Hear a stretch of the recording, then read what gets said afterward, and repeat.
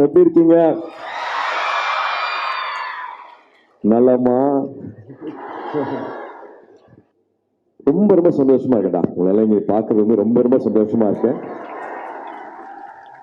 ஆனா இருக்கிற அத்தனை ப்ரொஃபசர்ஸ்க்கும் பெரியவங்களுக்கும் ஸ்டாஃப்ஸ் எல்லாருக்கும் என்னோட மரியாதைகளும் வணக்கங்களும். முதல்ல அகரமோட ஒரு கூட்டு முயற்சியில அகாடமிக் ஃபோக்கஸ் பண்ணி முதல் முறையா ஸ்டெம் பத்தின ஒரு கான்ஃபரன்ஸ் நடக்கிறது வந்து எனக்கு ரொம்ப ரொம்ப ஒரு முக்கியமான நாளா பார்க்குறேன். ரொம்ப ஒரு மகிழ்ச்சியான ஒரு நாளா பார்க்குறேன். அது அகரம் ஆரம்பிச்சு ஒரு 15 வருஷத்துல இது வரைக்கும் ஒரு 6000 கிட்டத்தட்ட ஒரு 6000 கிட்ட மாணவ மாணவிகள் படிச்சு முடிச்சிருக்காங்க, படிச்சுட்டு இருக்காங்க. அதுல 70% பேர் 70% 70% பேர் என் தங்கைகள். 70%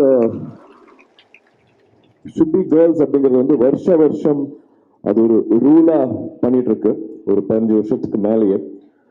ஸோ அகரம் குழுவா வந்து அவங்களுக்கு அடுத்தது என்ன பண்ணலாம், அகாடமிக் சம்பந்தமா வந்து அவங்களுக்கு என்ன தேவைகள் இருக்கு, எங்க கேப்ஸ் இருக்கு, என்ன விஷயங்கள் பண்ணலாம் அப்படின்னு குழுவா யோசிக்கும் போது வந்து we realized ஸ்டெம் சம்பந்தமான படிப்புலையும் துறையிலையும் அவங்களோட பங்களிப்பு வந்து குறைய இருக்கு.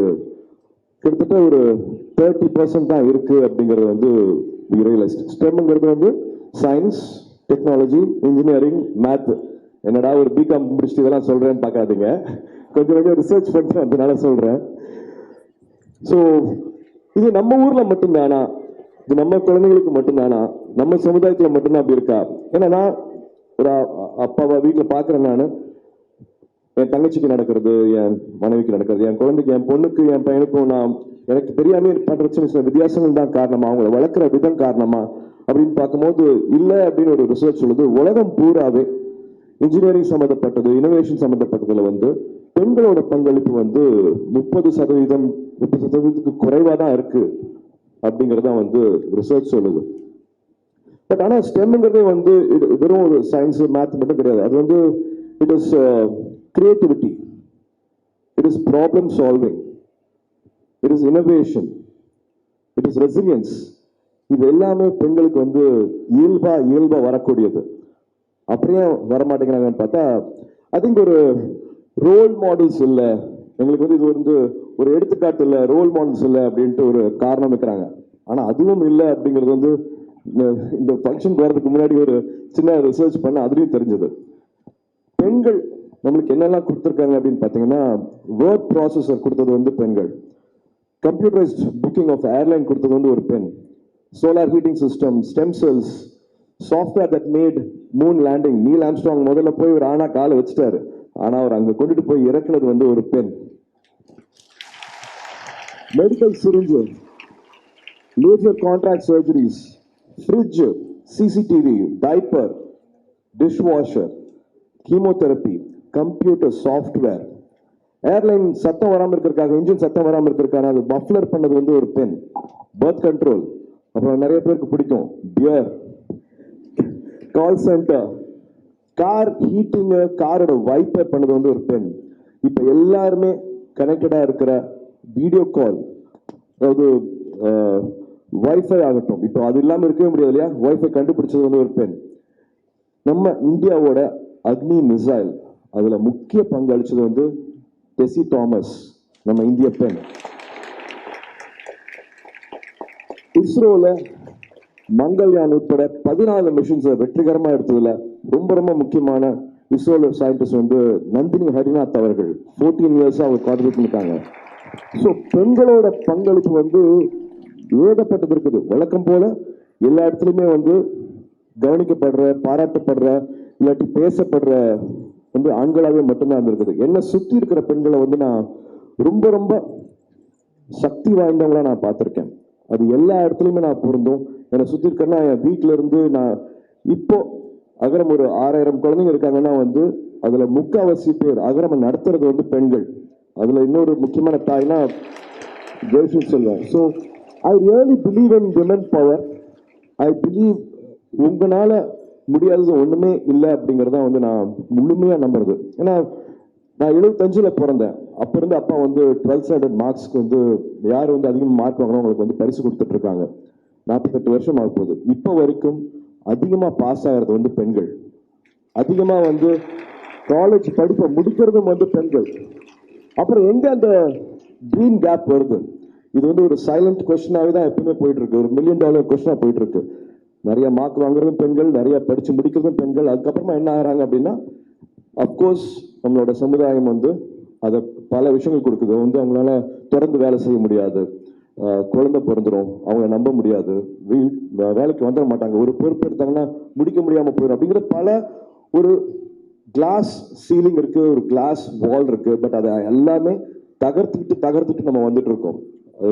உடல் வலிமையை வச்சுதான் வந்து ஜெயிக்க முடியும் அப்படின்னு நினைச்சிருக்கிற ஸ்போர்ட்ஸ்லயும் இந்தியாவை எங்கேயோ கொண்டுட்டு போறது வந்து பெண்கள் மட்டும்தான். அது எல்லா துறையிலுமே ஆகட்டும். ஸோ ஒரு செரிபல் ஈக்குவாலிட்டி இருக்கிறது, படிச்சா மட்டுமே போதும் பெரிய மாற்றத்தை எடுத்துட்டு வர முடியும் அப்படிங்கிறது வந்து ஒரு ஹார்வர்ட் சர்வே சொல்லுது. ஸோ விமன் இன்ஜினியர், மென் இன்ஜினியர் ரெண்டு பேருமே வச்சுட்டு ஒரு சர்வே பண்ணதில்ல. மக்களுக்கான தேவை, யதார்த்தமான உண்மையான தேவைகளை வந்து பூர்த்தி செய்யறது வந்து பெண்களால மட்டும்தான் முடியும் அப்படிங்கிறது வந்து ஒரு ஹார்வர்ட் சர்வே சொல்லுது. ஸோ இப்போ பார்த்துக்கிற ப்ராடக்ட்லையும் வந்து வெறும் வணிக ரீதியா மட்டும் இல்லாம, லாபம் சம்பாதிக்கிறது மட்டும் இல்லாம, மக்களுக்கான உண்மையான தேவைகளை எடுத்துட்டு வர்றது வந்து உங்களால மட்டும்தான் முடியும். ஸோ அதுக்காக தான் இந்த கான்ஃபரன்ஸ், இந்த ஸ்டெம் கான்ஃபரன்ஸ்ல வந்து பல உரையாடல்கள் நடக்கும். நிறைய அகாடமிஷியன்ஸ் வந்திருக்காங்க. எல்லா டிபேட்டும் வைங்க, என்னென்ன பிரச்சனைகள் இருக்கு அப்படின்னு சொல்லுங்க. அதை எப்படி முன்னெடுத்துட்டு போறது, அதை எப்படி எக்ஸிக்யூட் பண்றாங்க வரைக்கும் வந்து அழகான டிபேட்ஸ் நடக்க போகுது. இன்னைக்கும் நாளைக்கும் வந்து மேக் திஸ் யோர் டே. உள் மனசுல, ஆள் மனசுல நம்ம என்ன ஆகணும் அப்படிங்கிறது ஏங்கி தவிக்கிறோமோ அதுவாக நம்ம ஆக முடியும். எந்த காரணங்கள் சுற்றி இருந்தாலும் அதை எல்லாத்தையும் முறைச்சிட்டு நீங்க ஒன்று முடிவு பண்ணிட்டீங்கன்னா நீங்க அது ஆக முடியும். மெட்ராஸ்ல தான் பிறந்து வாழ்ந்தாங்க இந்திரநோய். அவங்களோட புக் இருக்கு, அவங்கள படிங்க. நம்மளோட சமுதாயத்தை பத்தி, அவங்களோட குடும்பத்தை பத்தி, எப்படி அவங்க வந்து தொழில் சக்சஸ்ஃபுல்லாக. சார் பெப்சிங்கிற கம்பெனி வந்து ஏற்கனவே பல ஆயிரம் கோடி சம்பாதிச்சுட்டு இருக்கிற கம்பெனி. ஆனா அவங்க போனதுக்கு அப்புறமா அதை 2 மடங்கு ஆக்குனாங்க. அவங்களுக்கும் இதே சமுதாயம் பிரச்சனை இருந்தது, இதே குழந்தை, இதே ஹஸ்பண்ட், அத்தனையும் மாற்றி காமிச்சாங்க. மை லைஃப் இன் ஃபுல் அப்படிங்கிறது பேர் அந்த புக்கு பேரு. தயவு செஞ்சு வாங்கி படிங்க. ரொம்ப எனக்கு நடந்துட்டு இருக்கிறது அவங்களுக்கும் நடந்துட்டு இருக்கு அப்படிங்கிற மாதிரி ஆச்சரியமா பார்க்குற பல விஷயங்கள் அந்த புக்ல இருக்கும். அதை நிச்சயமா உங்களுக்கு உதவி பண்ணும் அப்படின்னு நினைக்கிறேன். So make this your day. இது வந்து உங்களோட நாளா இருக்கட்டும். Make the best use of this. இருக்கிற அத்தனை ப்ரொஃபசர்ஸ், அகாடமிஷியன்ஸ் உங்களுக்காக வந்திருக்காங்க, உங்களுக்காக நேரம் செலவு பண்ண போறாங்க. இதுல ஜெயிச்சவங்க வந்து உங்களுக்கு வழிகாட்ட போறாங்க. ஸோ இதுக்கு ரொம்ப ரொம்ப முக்கியமான காரணமா இருக்கிற விஜய் அசோக் அவர்களுக்கும், அண்ணா யூனிவர்சிட்டி இருக்கிற அத்தனை ப்ரொஃபசர்ஸ்க்கும், அத்தனை ஸ்டாஃப்ஸ்க்கும், மதிப்புக்குரிய வைஸ் சான்சலர் அவர்களுக்கும், ரெஜிஸ்ட்ரார் அவர்களுக்கும், இதெல்லாம் பண்ணி கொடுத்த அகரம் வாலண்டியர்ஸ்க்கும் மனமார்ந்த நன்றிகளை தெரிவிச்சுக்கிறோம். இது வெறும் ஆரம்பம் மட்டுமே. இது வெறும் ஆரம்பம் மட்டுமே. நீங்க என்ன ஆகணும்னு ஏங்கி தவிக்கிறீங்களோ அதுவாக ஆக முடியும். God bless, all the best. குறிப்பா பத்திரிகை நண்பர்கள் எல்லாருக்கும் வணக்கம். அண்ட் இதை போய் தயவு செஞ்சு ஷேர் பண்ணுங்க. பெண்களுக்கு எப்பவுமே ஒரு ஆண் உழைக்கிறத விட ஒரு 50% எக்ஸ்ட்ரா ஒரு பெண் உழைச்சா மட்டுமே தான் அவங்களுக்கு அந்த அடையாளம், அங்கீகாரம் கிடைக்குது. ஆனால் நிச்சயமாக ஒரு பெண் இதுல விதிவிலக்கு இருக்கலாம். ஒரு பெண்ணால ஒரு 5 ஆண்மகன் பண்ணக்கூடிய வேலையை ஒரு பெண் செய்யறதை நான் திரும்ப பார்த்திருக்கேன். பாராட்டுவோம். அவங்களை இன்னும் வேலை கொண்டுட்டு போறதுக்கு எல்லாரும் சேர்ந்து உழைப்போம். ரொம்ப நன்றி. இந்த நிகழ்ச்சியில வந்து நீங்க வந்து துவக்கத்துல வந்து ஆரம்பிச்சிருக்கிறது வந்து இங்க இருக்கக்கூடிய அனைத்து தங்கைகளுக்கும் வந்து கண்டிப்பா இன்னும் உத்வேகம் அதிகமாக இருக்கும். ஏன்னா அவங்களுக்கு நிறைய பேருக்கு தெரியணும், ஆக்சுவலா இந்த எம்பவர் கான்க்ளேவ் பண்ணும்போது யாரோ 4-5 ப்ரொஃபசர்ஸ் சேர்ந்து செய்யறாங்க அப்படிங்கிறது மட்டும் இல்லை, அதுக்கு பின்னாடி நீங்களும் வந்து அதை மகிழ்ச்சியா உத்வேகத்தோட கொண்டு போயிட்டு இருக்கீங்க. இப்படியெல்லாம் வந்தா தான் அண்ணா யூனிவர்சிட்டியில வர முடியும். இல்லைண்ணே, நம்மளாம் லயலால படிக்கும்போது கல்ச்சுரல்ஸ் வருவோம்ல. ஸோ இந்த மேடை வந்து கல்லூரி காலங்களில் கல்ச்சுரல்ஸ் வந்திருப்போம். பட் இந்த மாதிரி கான்க்ளேவுக்கு உள்ளே வர்றது, ரெஜிஸ்டர் பண்ணி வர மாதிரி நம்ம உள்ளே வர்றது, ஒரு ஸ்டேஜில் வர்றது ரொம்ப பெரிய விஷயம். ஸோ இன்றைய நிகழ்ச்சியை இனிதே நமக்கு வந்து துவங்கி அவருடைய ஒரு ஸ்பெஷலான ஒரு மென்ஷன் இன்னைக்கு வந்து ஏன் எம்பவர் அப்படிங்கிறத ரொம்ப அழுத்தமாக சொல்லியிருக்காரு நமது அண்ணன் சூர்யா அவர்களுக்கு மிகப்பெரிய நன்றியை தெரிவிச்சுக்கிறோம்.